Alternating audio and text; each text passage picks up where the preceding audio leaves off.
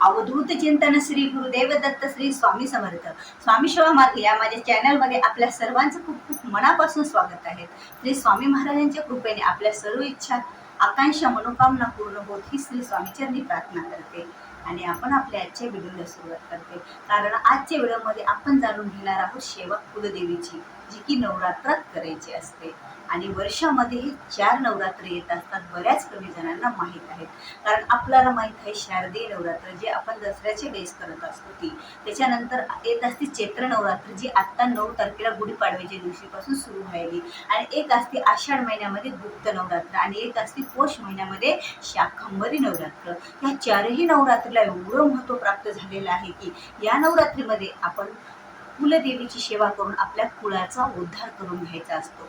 कारण क्वचितच दररोज आपल्याकडून कुलदेवीची सेवा ही एवढी होत नसते जेवढी पाहिजे तेवढी, आणि जर आपण गुरुची सेवा एक पत्ता नाही केली तर चालते, पण कुलदेवीची सेवा ही आपल्याला आपल्या घरामध्ये करावंच लागते। कारण कुलदेवी आपल्या कुळाचा उद्धार करणारे असते, आपल्या कुळाचं संरक्षण करणारे असते। म्हणून तर ज्याप्रमाणे आपल्या घरातील आपले पूर्वज वडीलधारे माणसं हे आपलं पालन पोषण करतात, त्याचप्रमाणे कुलदेवी सुद्धा आपली पालन पोषण करणारी असते। म्हणून अगोदर आपल्याला कुलदेवीची सेवा करायला प्राधान्य दिलं पाहिजे। त्यामुळे आपण आपल्या घरामध्ये या चैत्र नवरात्रीमध्ये आपल्याला काही कुलदेवीच्या सेवा करायच्या आहेत। त्या कोणत्या करायच्या, कशा करायच्या हे सर्व आपण जाणून घेऊया। की बघा, चैत्र नवरात्रामध्ये जशी आपण शारदीय नवरात्रामध्ये आपल्या घरी घटस्थापना करतो, तशी घटस्थापना चैत्र नवरात्रामध्ये नसते। जर कुणाकडे असेल तर काय माहीत, पण आमच्याकडे चैत्र नवरात्रीमध्ये घटस्थापना नसते। तर आपण दीप प्रज्वलित करू शकतो, अखंड दीप 9 दिवसाचा 15 दिवसाचा, म्हणजे पौर्णिमापर्यंत। चैत्र नवरात्रीमध्ये जी गुढीपाडव्याच्या दिवशी चैत्र नवरात्र लागणार आहे त्या दिवशीपासून तर अखंड दीप करू शकतो आपण, परान्न वर्ज्य करू शकतो आपण। त्याचप्रमाणे आपण उपवास पण पकडू शकतो आपल्याला शक्य असल्यास। देवीचे जे श्री सूक्त पठण, कनकधारा स्तोत्र, देव्या कवचम असे जे काय स्तोत्र मंत्र आहेत कुलदेवीचे, देवींना प्रसन्न करून घेणारे, हे सर्व आपण या नवरात्रामध्ये जर पठण केलं तर त्याचं फळ आपल्याला अधिक मिळत असतं बघा। कारण कुलदेवीची सेवा ही आपल्याला आपल्या कोणत्याच संकटांना तोंड आपल्याला देऊ देत नाही, आपल्या प्रत्येक संकटाचं निवारण आपली कुलदेवी करत असते। आणि या नवरात्रामध्ये अधिक महत्त्व आहे बघा, की दुर्गा सप्तशती ग्रंथाचे पाठ करायला।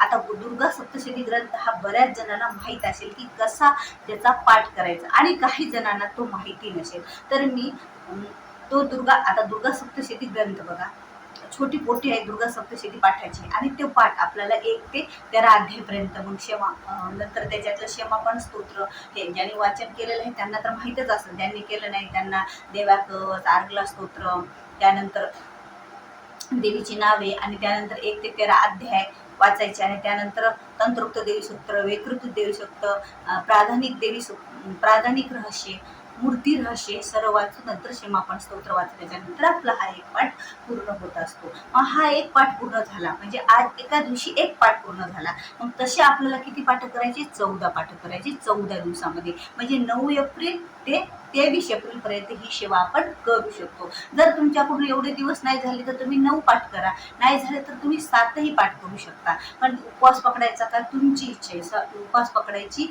आपल्याला गरज नसते। जर नवरात्राचा उपवास पकडायचा असला तर पकडा, पण हे पाठ करण्यासाठी उपवास पकडायची गरज नसते। जोपर्यंत आपला पाठ होत नाही तोपर्यंत आपण काही खायचं नाही, म्हणजे फलाहार करू शकतो, पण पाठ झाल्याच्या नंतर आपल्याला कुठलंही बंधन नाही, फक्त पर आणणे आपल्याला वर्ज करावं लागते। मग आता लग्नाचे दिवस आहेत, लग्नाचं सीझन आहे, एखाद्या कार्यक्रमात एखाद्या प्रोग्राममध्ये गेलो तर आपल्याला मग कसं करणार, तिथं खावंच लागणार, तर आपण गायत्री मंत्र हा 3 वेळा म्हणायचा, आणि गायत्री मंत्र म्हणून आपण तिथे जर तिथलं काही खाल्लं पर अन्न तर याचे दोष आपल्याला कमी लागत असतात। जर शक्य असल्यास आपल्याला पर अन्न हे वर्ज्य करायचंच आहे। आणि तुम्ही संकल्पयुक्त सुद्धा सेवा करू शकता की मी या कार्यासाठी हे देवीचे 14 पाठ करेल, कारण संकल्पच केला तर तुम्हाला 14 पाठ करावं लागतील। कारण संकल्पयुक्त पाठामध्ये 14 पाठ, 31 पाठ, 108 पाठ, 51 पाठ, 41 पाठ असेच पाठ करावं लागतात।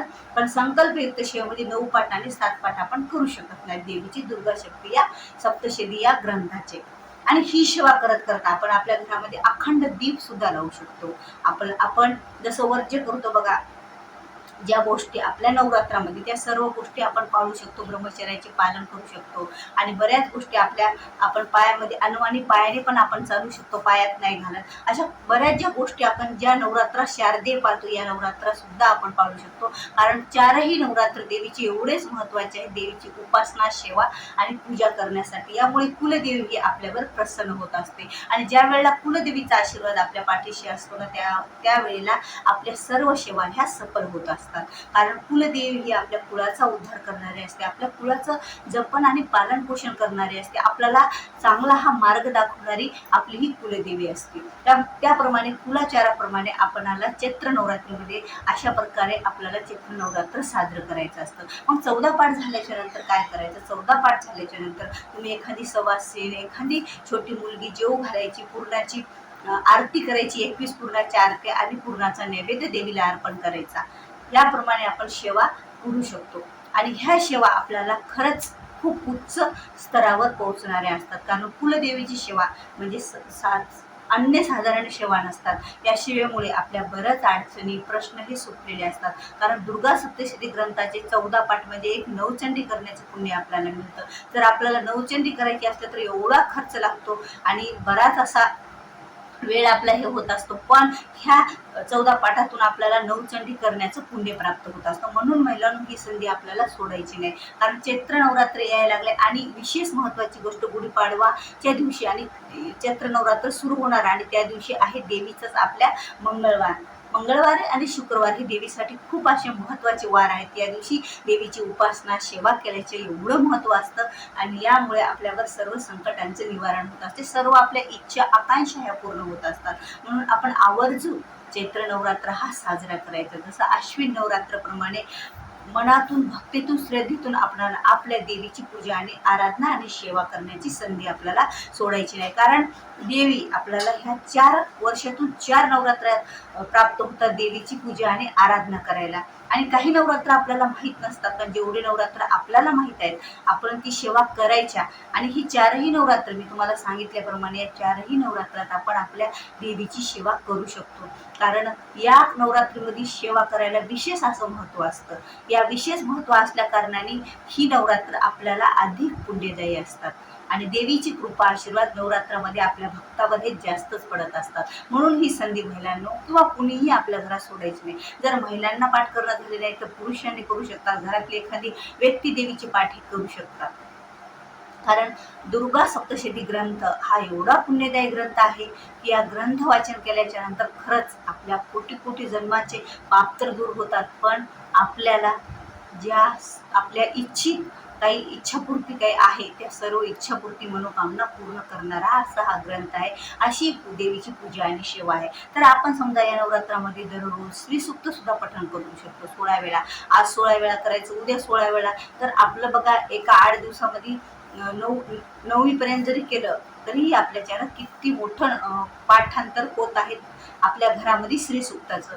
ही नाही सेवा जमली तर ही करा, ते नाही झालं तर कणकधारा स्तोत्र वाचन करा, नाही झालं तर आपल्या सर्वात महत्वाचा देवीचा मंत्र ओम ऐं ह्रीं क्लीं चामुंडाय विच्चे हा 99 मंत्राचा सुद्धा आपण दररोजची एक माळ 24 वेळा, 11 वेळा, 16 वेळा जेवढा होईल तेवढ्या वेळा हे सुद्धा आपण पाठांतर म्हणजे हा जप सुद्धा आपण या मंत्राचा जप सुद्धा आपण आपल्या घरामध्ये करू शकतो. जेवढी शक्य होईल तेवढी सेवा आपल्याकडून करायचं. सिद्धमंगल स्तोत्र, सिद्धकुंजिका स्तोत्र आणि त्याचबरोबर गुढीपाडव्याच्या दिवशीपासून आपलं रामनवमीचं सुद्धा नवरात्र लागत आहे, म्हणजे रामाचं नवरात्र. रामनवमीपर्यंत आपल्याला रामाच्या पण सेवा करायच्या असतात. म्हणून त्या दिवशीपासून आपण रामरक्षा स्तोत्र जरी वाचनाला सुरुवात केली तर आपले 9 रामरक्षा स्तोत्र हे रामनवमीपर्यंत होतात. आणि या रामरक्षाचं स्तोत्राचं सुद्धा अनन्य साधारण असं महत्व आहे. एक रामनवमी, रामाचं नवरात्र आणि देवीचं नवरात्र हा योग एकत्र चैत्रच महिन्यामध्ये येत असतो. त्यामुळे ही संधी आपल्याला सोडायची नाही आहे. तर व्हिडिओ आवडल्यास व्हिडिओला लाईक करा, शेअर करा, नवीन असाल तर सबस्क्राईब करा. कारण असेच नवीन नवीन व्हिडिओ तुमच्यापर्यंत लवकर तुमच्या पेजवर येतील आणि ते तुम्हाला त्याची माहिती मिळून जाईल. भेटूया पुन्हा अशाच एका नवीन व्हिडिओमध्ये. तोपर्यंत श्री स्वामी समर्थ.